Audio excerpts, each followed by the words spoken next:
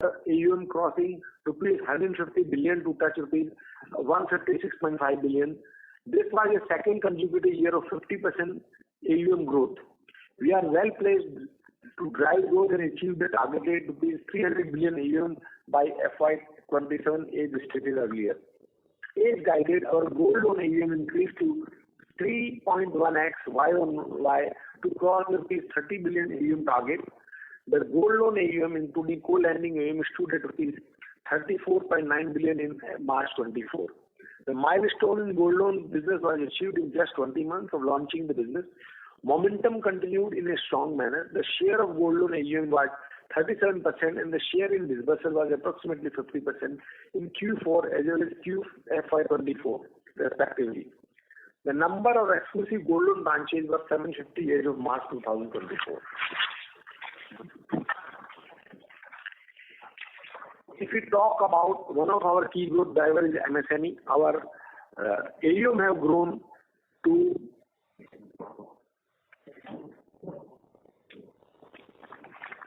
5,017 crore, and which is growth about 15%. If we talk about the construction finance disbursal, which is remained during the range bound in Q4 FY24, driven by the existing sanction pipeline, the AUM share of both CF and indirect lending together stayed about 20%. The commentary in CF business remains unchanged. The business continues to be supported by a strong outlook for residential real estate in our key geographies like Mumbai, Ahmedabad, Pune, and Bengaluru. The competition amongst lenders for quality projects is intense, although we have seen some return of pricing power. In construction finance, we will remain guided by our cautious risk management strategy of keeping its mix at or below 20% of consolidated AUM and remaining focused only on residential projects in the affordable housing space. Our core lending AUM continued to surge during Q4 FY24, increasing to 11.7% of AUM compared to 8.9% in Q3 FY24 and 5.3% in Q4 FY23. We have gone through a learning curve since commencing co-lending 2 years ago. The acceptance ratio of loans with our partners banks is now significantly higher than a year ago. With new technology being put in place, we see momentum in co-lending continuing. If we talk about housing finance, our book have grown about 52.8% from previous Y-on-Y from 2,666 crore to 4,073 crore rupees.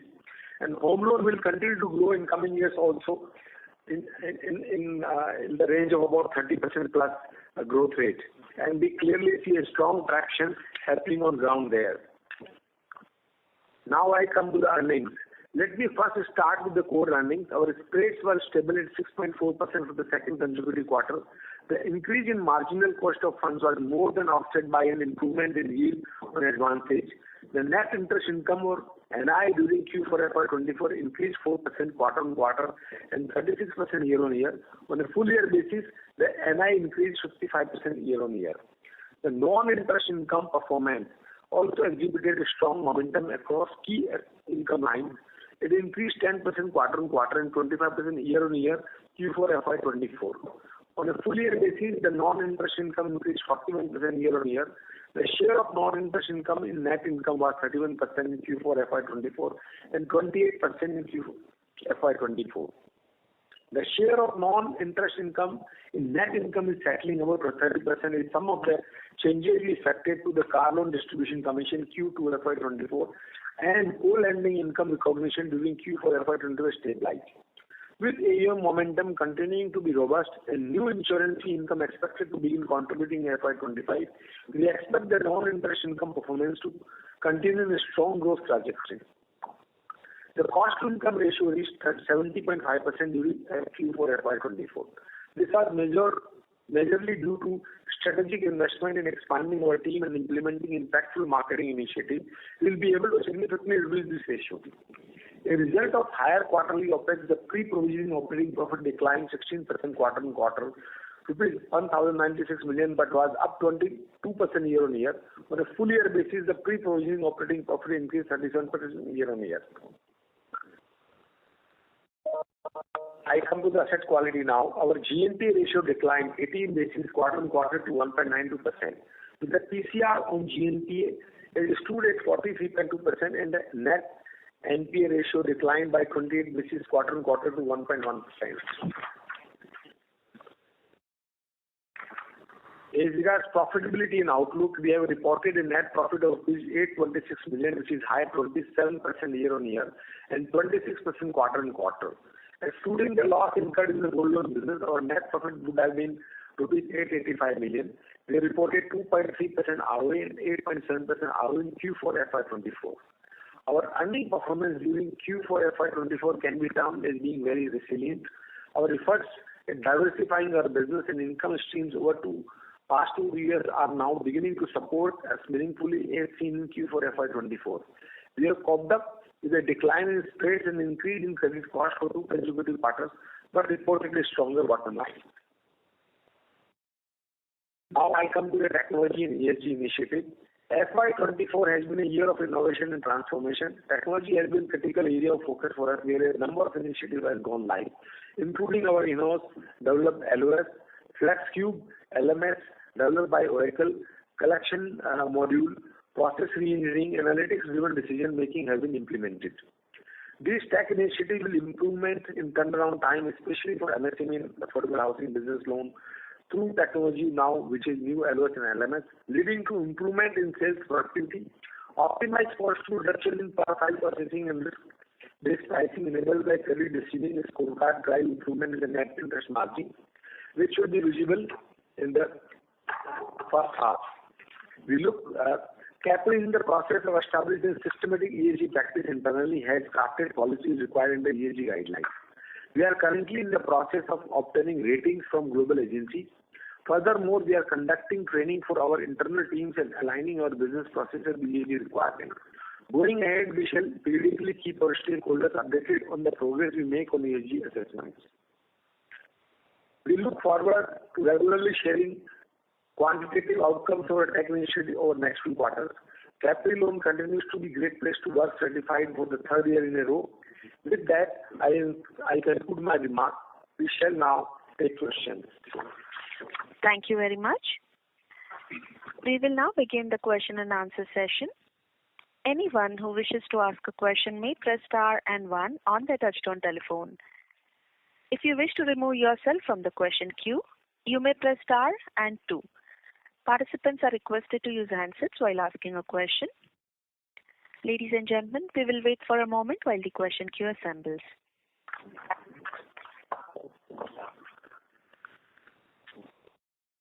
We'll take our first question from the line of Satya Prakash Pandey from Haitong. Please go ahead. Hi, good afternoon. Thank you for the opportunity. I had just one question. With the introduction of the new RBI regulation on gold loan, what operational challenge do you foresee on your branches encountering? For instance, do you anticipate an increase in that or a potential shift of customers back to the informal segment, considering that many from rural areas, specifically women borrowers, may not have bank accounts? So I believe that after a Jan-Dhan account, there is no customer or as such which we come across which are a significant numbers who do not have a bank account. I think this circular on the cash disbursement in excess of 20,000 has been clarified by RBI that NBFC should not have done it. So I think all NBFC will not be doing it. I do not foresee any challenges in that by the volume shifting back to informal segment, because most of the time this cash disbursement are being facilitated to the BT transactions. So I think when everybody in competition following the same norm, customer will have no option but to take their disbursement in their bank account. And today everybody has a bank account. We don't come across any customer who do not have an Aadhaar or bank account. So I think we do not foresee any problem. Earlier, because everybody else was doing, some of the players were continuing doing it. But now common norms have been stipulated. So I clearly see that the customer will also fall in line. Okay. Thank you so much. That's it. Thank you. The next question is from the line of Aman from Dolat Capital. Please go ahead. Hi, sir. Hello. Yes, we can hear you. Please continue. So regarding the previous question, the analyst has asked, what % of your gold AUM is cash dispersal based?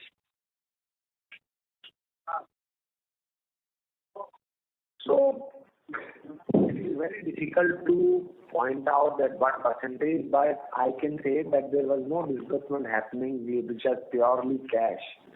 And after the guidelines have been issued, we have already stopped the disbursement in cash. And we can see that despite that, the volume has not dipped.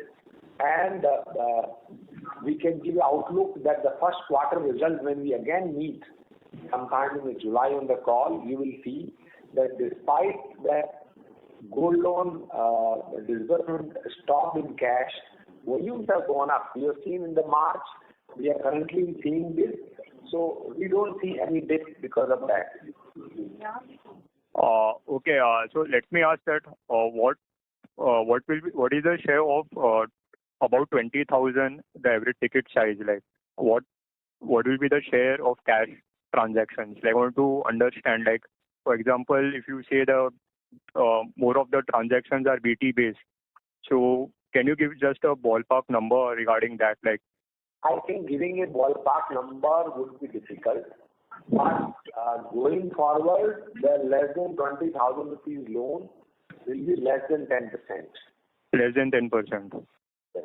Okay, so it is like close to the BT number. Like, if can I know what is the BT number? No. So it is not the BT number you can specifically say. When you are disbursing the loan in the bank account of the borrower, you do not know whether he has already repaid that loan out of his own funds and what. It will be difficult to point out. Okay, so this less than 10% is about 20,000, right? Yes. Okay, and you have no clarity with respect to % of gold AUM which is cash based, right? Which? No, because that is not how you tag in the system, no. Okay, got it. And I have other two questions, like if I may proceed. Can you provide a brief overview of the robust housing outlook considering the underlying demand in real estate across different geographies? And do you anticipate that we will be able to accelerate the growth of our housing business significantly in response to this demand? And will we enter new micro markets as well? So if you see the housing demand, which we are in the affordable housing segment, and you will see even the incremental 90% demand, the number of units is still coming from affordable housing. Not value-wise, but number-wise. If you look at the data of various bureaus, rating agencies, even NHB data and other data, clearly it is a huge demand. So if you are seeing last 3 years, we have grown significantly. Last 2 years of growth has been in excess of 50%. I think next 4 to 5 years we will continue to grow 30% plus in housing finance, and we will continue to add the branches. This year we will add some of the branches maybe in the UP, UK. That plan is under discussion. But yes, every year we added the branches and we will continue to grow the 30% plus space in the housing finance. Okay, so can you give me the what is your targeted branch plans for housing? How many branches you want to add for this year? So that plan is yet to be frozen. In the first quarter, we'll go to the board and again then we have to take all the other approvals. But on an average, we have keep adding 20 to 30 branches every year. Okay, 20 to 30 branches. Is that right? What I heard. Okay. And regarding this car loan business, which we have seen a very good growth trajectory, but this quarter we have seen a slight downturn compared to Q3. So is there any specific reason for this decline, and what sort of growth are we anticipating for this business for FY25? So FY25, we should see a growth of about 20% in the overall volume. But the coming year, we are going to add another business vertical, is the used car finance. And that business vertical will take about 3 to 6 months to set up and start, and the second half we'll see some volume happening. So I think next year onwards, with used car finance and new car finance, we'll significantly see the enhanced profitability. And as you know, it's a pure fee income play. We do not take any underwriting risk. We don't provide any capital here. And this entire business has been shifted to the new company called Capri Car Tech Platform Private Limited, which is a 100% subsidiary company. All the business related to car is going to be there. We see significant development and technology initiative in this company to garner the business in anything related to the car. As you see, even currently today, in the corporate DSA, who are not dealers, we are the number one pan India, and we are having a dominant position in this space. Okay, got it. And if I missed the earlier commentary, like why was there is a dip in this quarter? Like, so there is a slight dip. Maybe because of 1 month there is a lesser volume, plus we are in the process of shifting our codes from the CBCL to the new entity. But we look at it like this, the Q3 also we have done the good numbers. And Q4, the numbers are similar to that Q3 number, not that it may be a dip of marginal 1%. Okay, it's like more of a process issue, right? Like, yeah, but you cannot say it's a dip because we have done about 2,800 crore in the Q3 and we have done 2,761 in the Q4. Okay, sir. Thanks for the answers. Thank you. Thank you. We'll take our next question from the line of Romil Savalia from Concept Investwell. Please go ahead. Hello. Yeah, hi sir. Good afternoon. First of all, congratulations on a good set of numbers. So, sir, I heard... Sorry, Mr. Savalia, may I request you to use your handset mode, please? Hello. Am I audible now? Are you using your handset mode? Yes, ma'am. Just a minute. Yes, please. Hello. Yes, please go ahead. Yeah, hi sir. Am I audible now, ma'am? Yes. Okay. Thank you. Good afternoon, sir. So, sir, I have a couple of questions. So, let me start from the first one. So, if you see our cost of funds been increased by 50 basis points approximately in last few quarters, right? And our yield has been remaining same so far. So, it is actually impacting our NIM. So, is there any specific reason why we haven't been able to pass it on to the borrowers? That's the first one. And second one is the on a technological initiative expense side. So what would be the total expense we attributed on the technological side in FY24? Yes, ma'am. Yeah, so if you talk about the cost of fund has gone up about 50 basis from the Q1 to Q4. And out of that, we are able to pass on partly that cost because some of the loans are semi-fixed in nature and some of the loans are on a floating rate. So that the loans which are in the floating rate get automatically reset in the higher rate, but the loans which are 3-year lock-in for the price they have not been. However, our gold loan portfolio is increasing in the overall context, and gold loan pricing is higher. So the more and more gold loan overall AUM increases in the overall AUM, our net interest margin as well as the spread will continue to improve.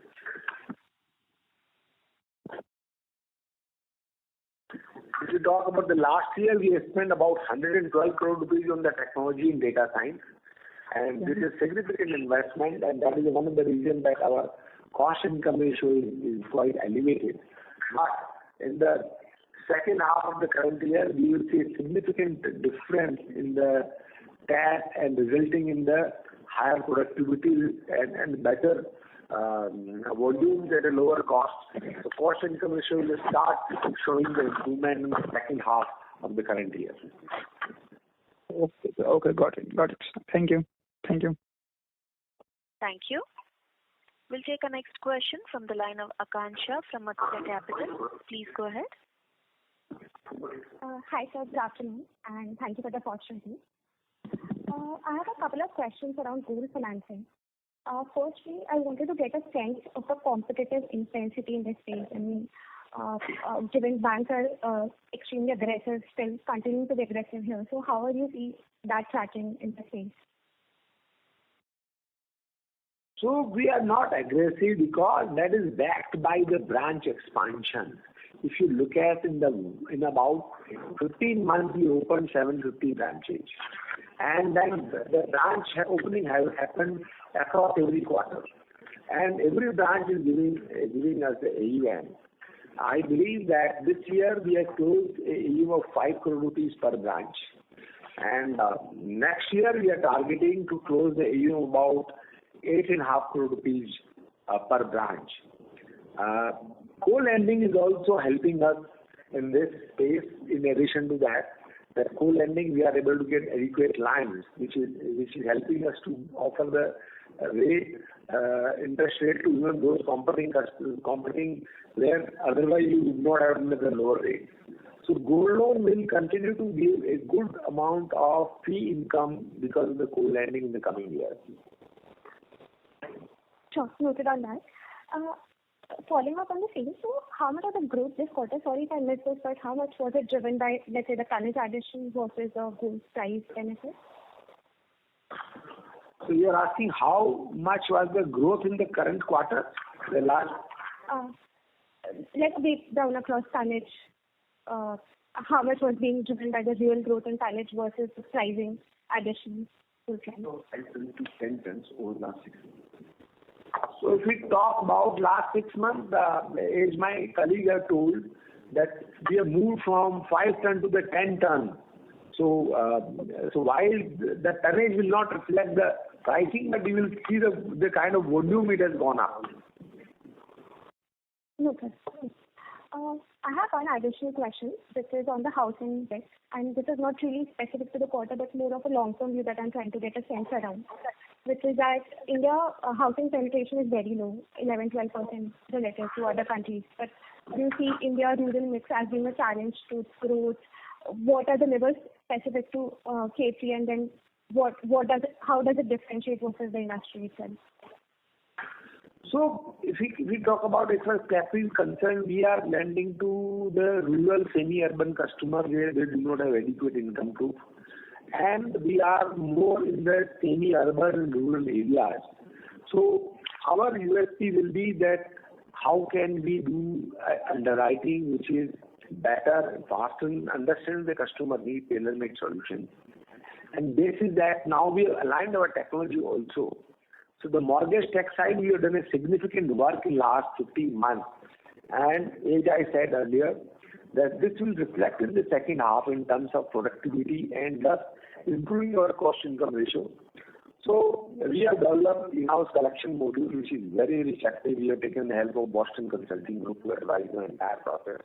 We are using the automated AI-based selection of the calls to be made by the automated callers, and by optimally selecting where our field force should go, where our automated callers should happen.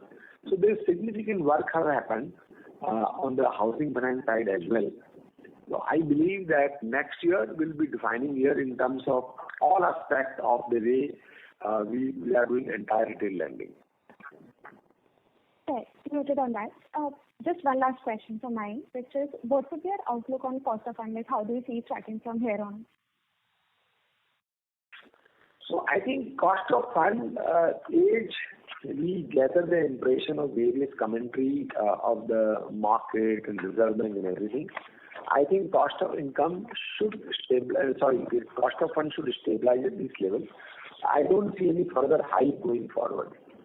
However, we expect that backed by the strong performance, in 6 months or so, we should see some rating upgrades. And if that happens, back of that, we should see some cost reduction in the cost of funds. However, we are now the new lending, we are able to pass on the cost of funds. So net basis, the incremental lending will not have any the spread contraction. It has happened to a limited extent last year, where we are not able to pass that on to our semi-fixed customer. But in the coming year, we don't see any hike. So clearly, there will be no much impact of the cost of fund account. Okay, noted on that, sir. Thank you so much. That's all from mine. Thank you. We'll take our next question from the line of Gaurav Sharma from HSBC. Please go ahead. Hello, good afternoon. Am I audible? Yes. Yes, sir. Just a couple of questions. So first is like a few months ago, RBI raised concern in one of the gold loan NBFCs that there was some discrepancy noted in the gold loan quality or weightage when the gold is coming for a dispersal as compared to the auction. So have you also come across any such instance, and if yes, then what are the corrective measures you have taken at your end? That is number one. And sir, also want to know your internal threshold of LTV beyond which you go for the auction of the gold. Related to that. And another question is related to housing finance. So recently RBI issued some guidelines where it has directed companies which are delaying the disbursement and charging the interest on the portion of giving check and the time when the check is actually issued to the customer, and the NBFC is charging interest for that portion. So have you also noticed such type of instances in your company, and if yes, then what would be the amount of interest you would be reversing? So these are my questions.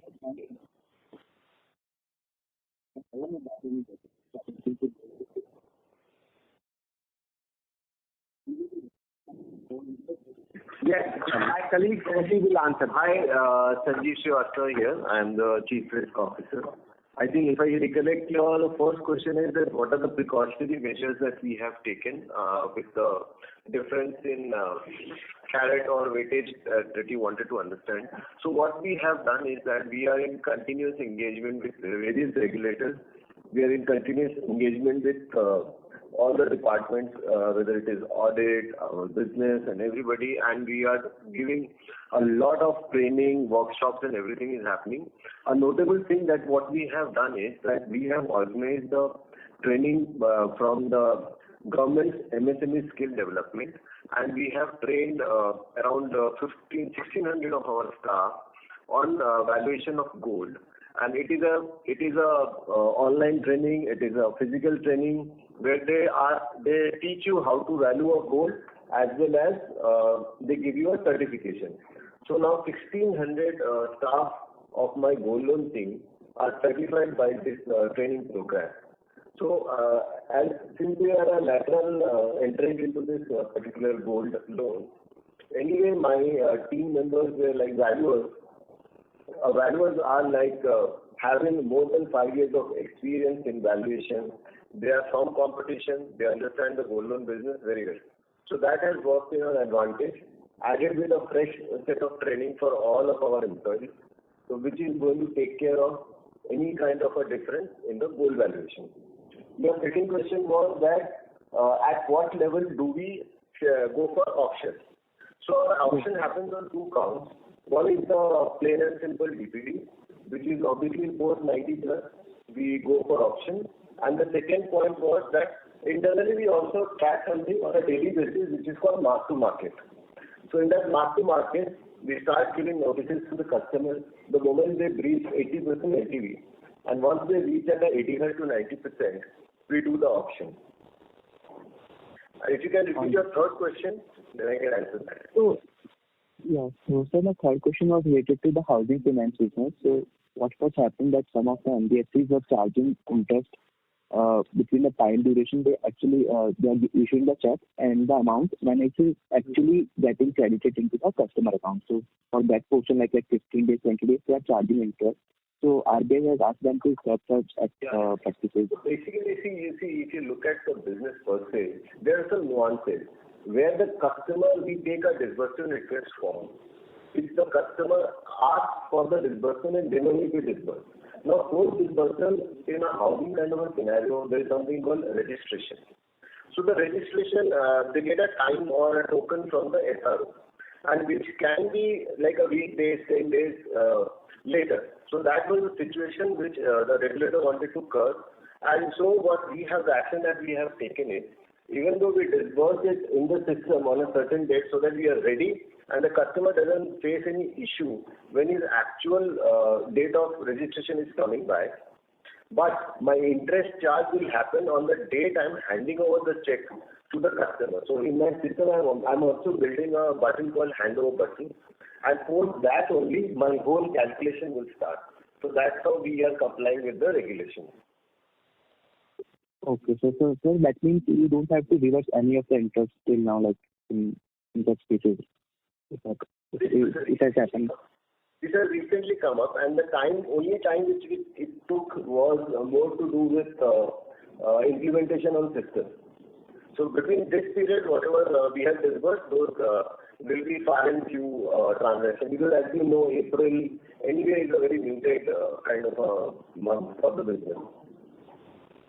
Understood, sir. Those are my only questions. Thank you so much. Thank you. We'll take the next questions from the line of Manvi Rathod from Ventura Securities. Please go ahead. Hello. Yes, please go ahead. Yeah. So my first question is, what is the average business for gold loan branch that we're doing currently? Hello. Yeah, stay connected, please. Yeah. So if you're talking about the average AUM per branch is 4.6 years. 4.6. Okay. And what increase do we see going forward?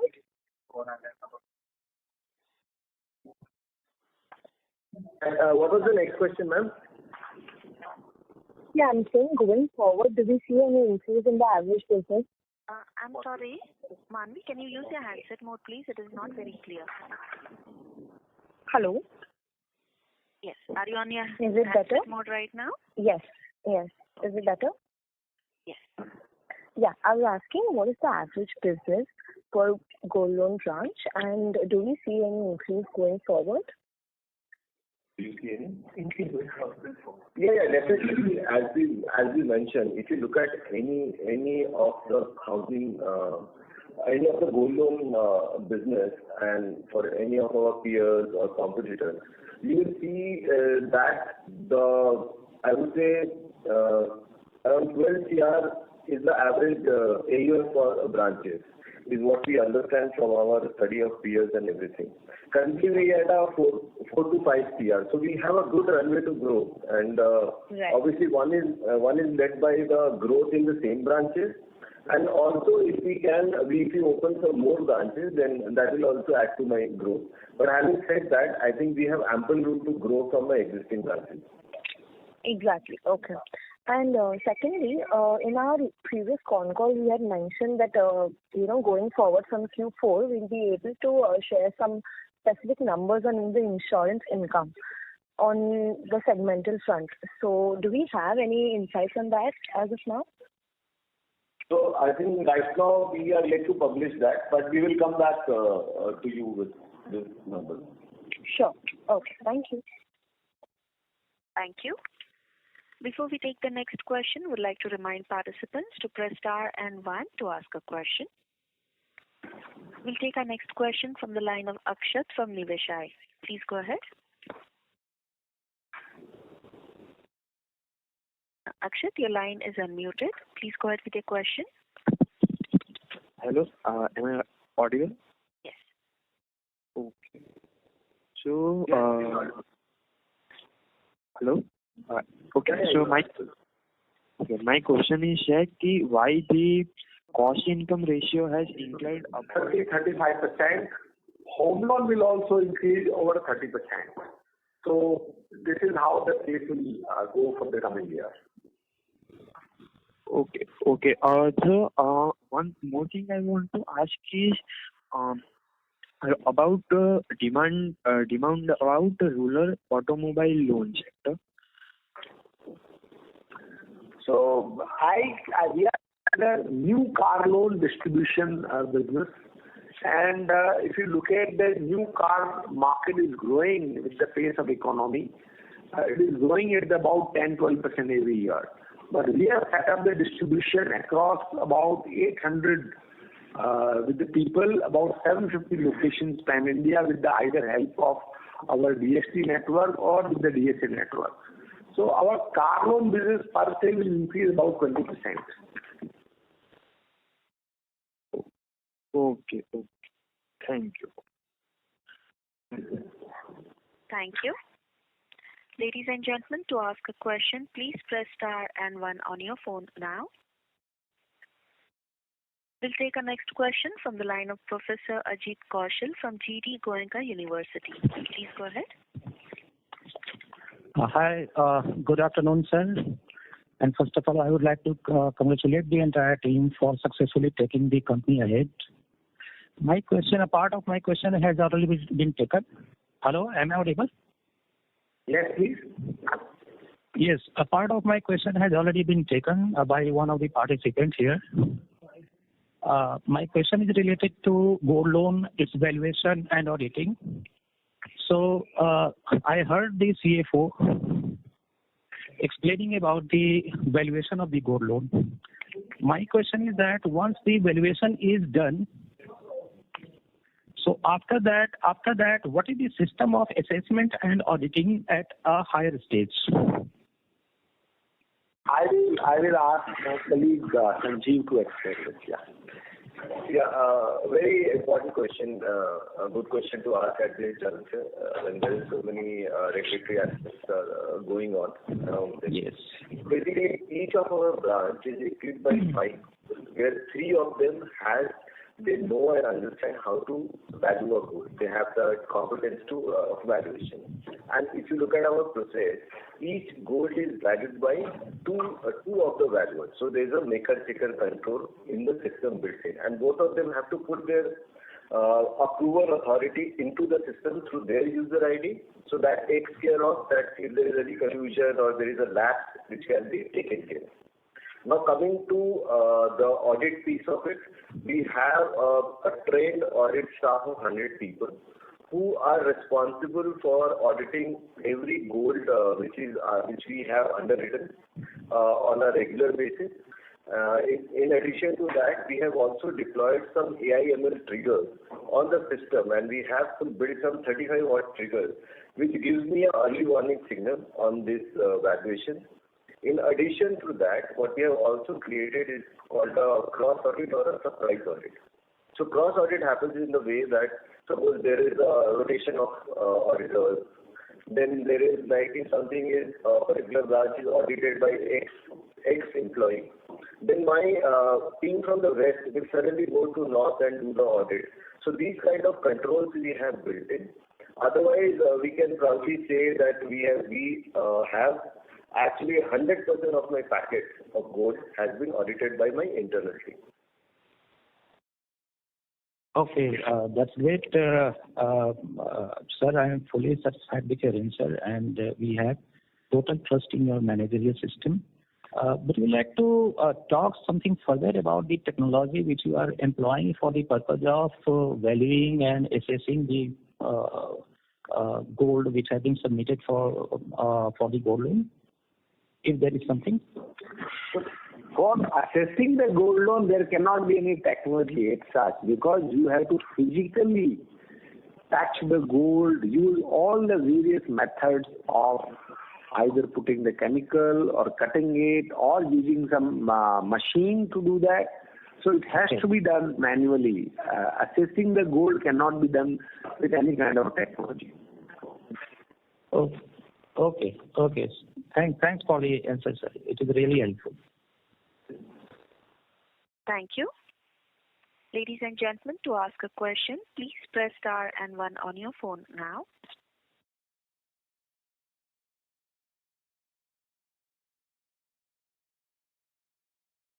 We have a question from the line of Gaurav Sharma from HSBC. Please go ahead. Thank you for giving me the opportunity again. So just one question on NIM outlook. So you mentioned that the cost of fund has almost peaked out.